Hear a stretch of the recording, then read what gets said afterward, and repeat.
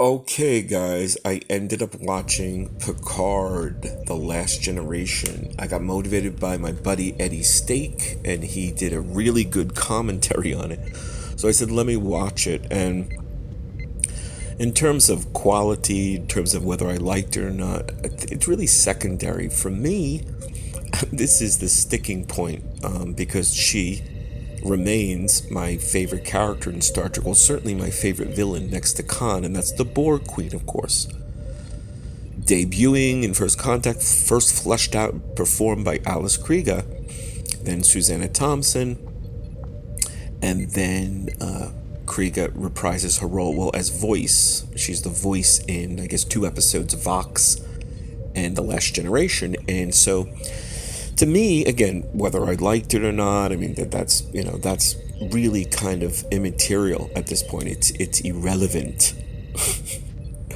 It's futile, It's, as the Borg would say, death is irrelevant. Death is irrelevant. Everything is irrelevant. To me, it's the Borg Queen's treatment, or I guess the Borg Queen's depiction.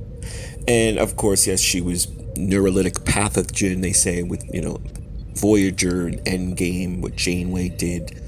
Admiral Janeway with the neurolytic pathogen. She was, I guess, mutilated or whatever, left dying. There's a quote, there's a line that says something, she was starving or something, and then Worf in Last Generation says she's cannibalizing the necrotic material like a cannibal. It's bizarre because I always thought Borg drones or the Borg got power like Hugh Borg, and on Next Generation, Geordi hooked them up to the to a power cable. So that's completely confusing, and I think that's where I'm coming from. I'm completely confused with how the Borg Queen could become a cannibal, and she's eating things of the drone. Or maybe when Worf said that, he was, phrasing it in sort of a different way. I don't know. All I know is that the way she's depicted as this paralyzed, okay, so she's still mutilated, right? So we're led to believe that she can assimilate Jack Crusher, make him into Vox. She can do all these things, but she can't protect Jack when, Picard comes in to rescue him. She has no Borg drones. Riker and Worf are busy, battling them. So no Borg drones are,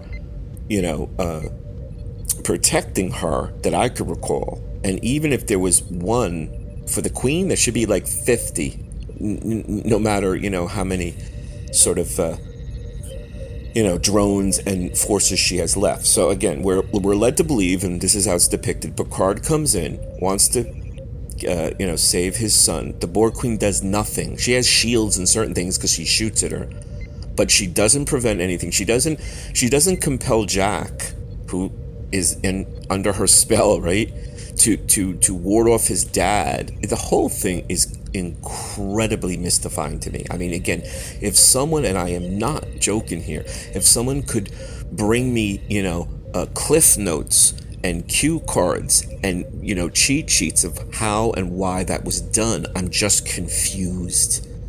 That the Queen of the collective, no matter how many times she was, damaged and she's injured, she's just there kind of hanging around, has shields and certain things, but cannot protect her new emissary, so to speak, Vox, her new spokesman. But she allows Picard to come in, and he plugs himself into the cable, and that's another thing. He just takes a cable and plugs himself in. I guess he still has his little connector, his little Locutus connector. Mystifying. Please, the comments, explain this to me. I would appreciate it. Thank you for supporting the channel. Hope you're enjoying. Subscribe when you can, and live long and prosper, and we'll see you soon.